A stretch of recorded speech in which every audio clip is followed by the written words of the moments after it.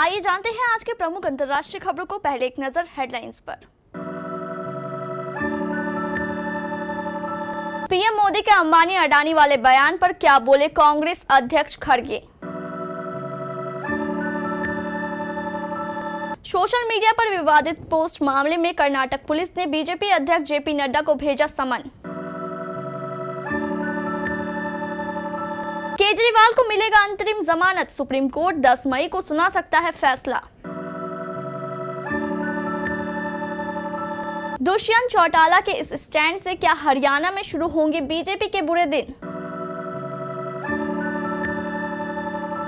आकाश आनंद की जिम्मेदारी छीनने के बाद अखिलेश की अपील, बीएसपी के हाथ से निकल चुकी बाजी। झारखंड में ईडी का एक्शन जारी, ग्रामीण विकास विभाग में छापेमारी, मंत्री के पीएस के पास फिर मिला कैश। अमेरिका को साइडलाइन कर रफा पर किया अटैक, इजराइल को चुकानी पड़ी कीमत। चांदी तांबा जिंक की भी खूब डिमांड, अरबपति ने कहा सिर्फ सोना ही नहीं खास।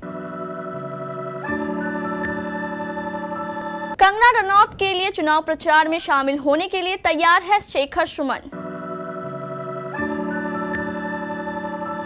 और संजू सैमसन को बीसीसीआई ने दी कड़ी सजा, हुआ बड़ा नुकसान। प्रधानमंत्री नरेंद्र मोदी के तेलंगाना में दिए गए बयान के बाद सियासत गर्मा गई है। पीएम मोदी ने सवाल पूछा था कि कांग्रेस ने अचानक अडानी अंबानी का नाम लेना बंद क्यों कर दिया। इस पर कांग्रेस ने पलटवार किया है। एक और कांग्रेस नेता प्रियंका गांधी ने कहा कि राहुल गांधी हर दिन अडानी अंबानी के बारे में बात करते हैं, वह उनके बारे में सच्चाई जनता के सामने रखते हैं। वहीं कांग्रेस अध्यक्ष मल्लिकार्जुन खड़गे ने कहा कि 3 चरणों के चुनाव पूरे हो जाने के बाद आज प्रधानमंत्री जी अपने मित्रों पर ही हमलावर क्यों हो गए हैं। पीएम मोदी के बयान पर पलटवार करते हुए कांग्रेस अध्यक्ष मल्लिकार्जुन खड़गे ने कहा कि वक्त बदल रहा है, दोस्त दोस्त ना रहा। 3 चरणों के चुनाव पूरे हो जाने के बाद आज प्रधानमंत्री जी अपने मित्रों पर ही हमलावर हो गए हैं। इससे पता चल रहा है कि मोदी जी की कुर्सी डगमगा रही है, यही परिणाम के असली रुझान है।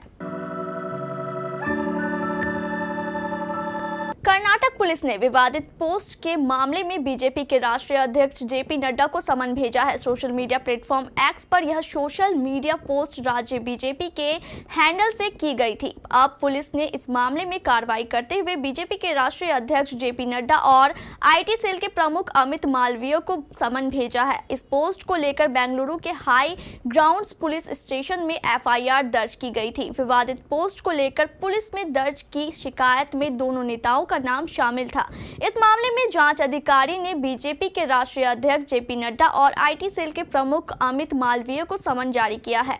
इसमें दोनों नेताओं को उन्हें पेश होने को कहा गया है। पुलिस ने इसके लिए 1 हफ्ते का समय दिया है।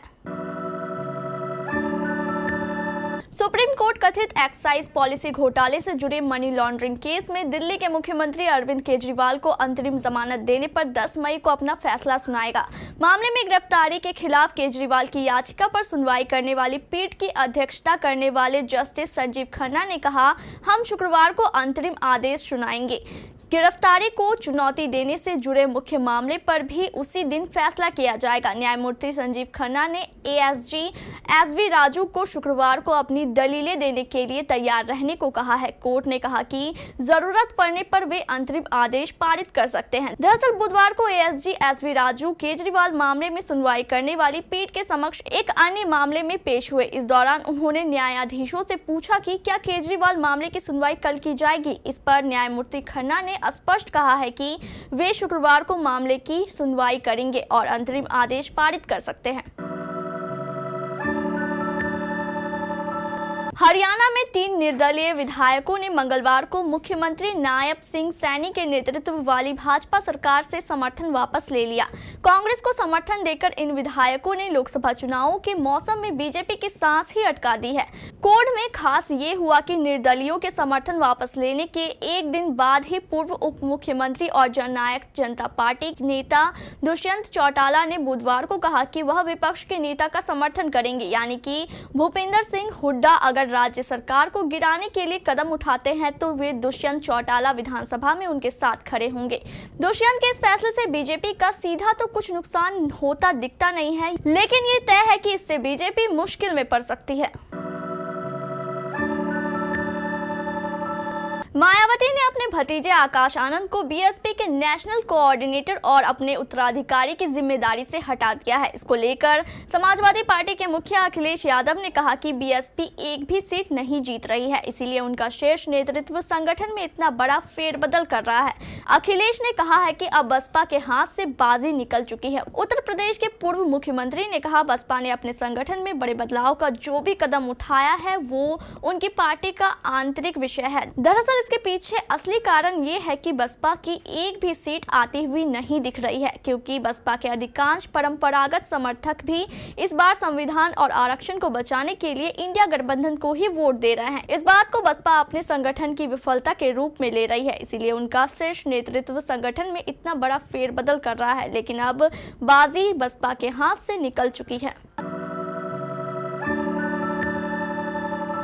ईडी की टीम जांच में आगे की कार्रवाई करते हुए झारखंड के मंत्रालय पहुंची है। जांच एजेंसी ने मनी लॉन्ड्रिंग जांच के तहत बुधवार को रांची में झारखंड ग्रामीण विकास विभाग के परिसरों पर छापा मारा।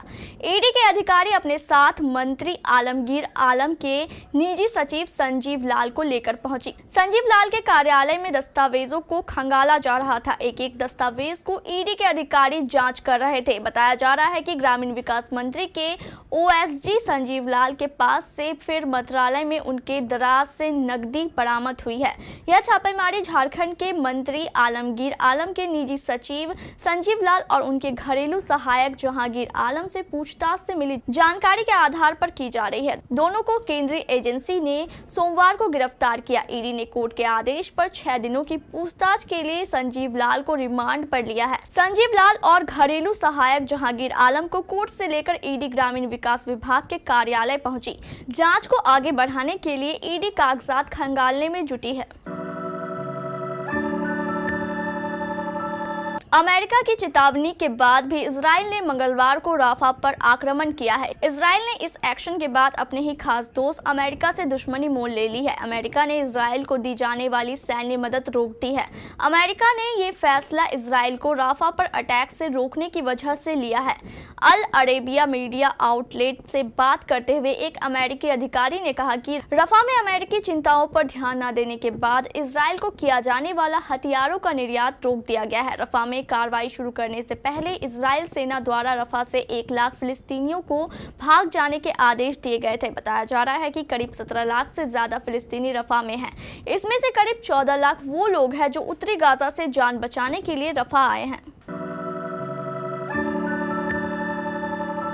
सोने की बढ़ती कीमतों के बीच वेदांता ग्रुप के चेयरमैन अनिल अग्रवाल ने निवेशकों का ध्यान दूसरे मेटल्स की तरफ आकर्षित किया है। उन्होंने अपने ट्विटर अकाउंट पर एक पोस्ट के जरिए इन्वेस्टर्स को सलाह दी है कि सोने की कीमतों में बढ़ोतरी स्वाभाविक है, लेकिन चांदी, तांबा, जिंक, एल्युमिनियम भी इंडस्ट्रीज के लिए उतने ही उपयोगी हैं और इसमें निवेश भी फायदे का सौदा साबित हो सकता है। उन्होंने आने वाले समय में इन मेटल्स के तकनीक के इस्तेमाल पर भी जोर दिया है। गोल्ड की कीमतों के साथ ही डिमांड बढ़ने का जिक्र करते हुए अनिल अग्रवाल ने अपने अनुभवों के बारे में पोस्ट के जरिए बताया। अरबपति कारोबारी ने कहा कि मैंने उद्योगपतियों को सोने की तरफ भागते हुए देखा है, लेकिन मेरे हिसाब से तांबा, चांदी, जिंक समेत एल्युमिनियम जैसे जितने भी दूसरे मेटल्स हैं ये न केवल पर्यावरण के लिए अनुकूल है बल्कि इन सभी को भी रिसाइकलिंग करने के बाद फिर से उपयोग में लाया जा सकता है और ये बड़ा कारण है कि मार्केट में इनकी डिमांड भी लगातार बढ़ती जा रही है। ऐसे में डिमांड में इजाफा इसमें निवेश करने वालों के लिए भी फायदेमंद साबित हो सकता है। इंडियन टीवी के आइकॉनिक चेहरों में से एक शेखर सुमन इन दिनों काफी चर्चाओं में है। हाल ही में रिलीज हुए वेब सीरीज हीरा मंडी में शेखर सुमन ने एक महत्वपूर्ण किरदार निभाया और उनके काम को जनता काफी पसंद कर रही है। अभी लोग उनके इस काम की काफी तारीफ कर रहे हैं। शेखर के फिर से पॉलिटिक्स में उतरने की भी खबर सामने आ रही है। मंगलवार को शेखर सुमन ने बीजेपी पार्टी ज्वाइन कर ली।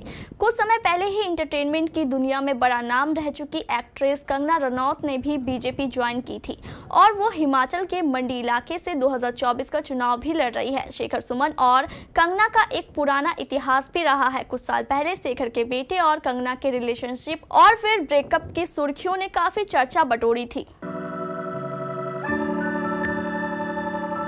संजू सैमसन पर इंडियन प्रीमियर लीग में दिल्ली कैपिटल्स के खिलाफ हुए मैच के बाद board of cricket control in India यानी BCCI ने बड़ी कार्रवाई की है। राजस्थान रॉयल्स के कप्तान संजू पर अरुण जेटली स्टेडियम में दिल्ली कैपिटल्स से मिली 20 रनों से हार के बाद IPL कोड ऑफ कंडक्ट का उल्लंघन करने पर मैच फीस का 30% जुर्माना लगाया गया है। हालांकि सैमसन पर जुर्माना क्यों, अपराध की जानकारी नहीं दी गई है, लेकिन यह दिल्ली के 222 रनों के टारगेट का पीछा करते हुए 86 रनों की पारी के दौरान अंपायरों के साथ बहस करने के लिए हो सकता है।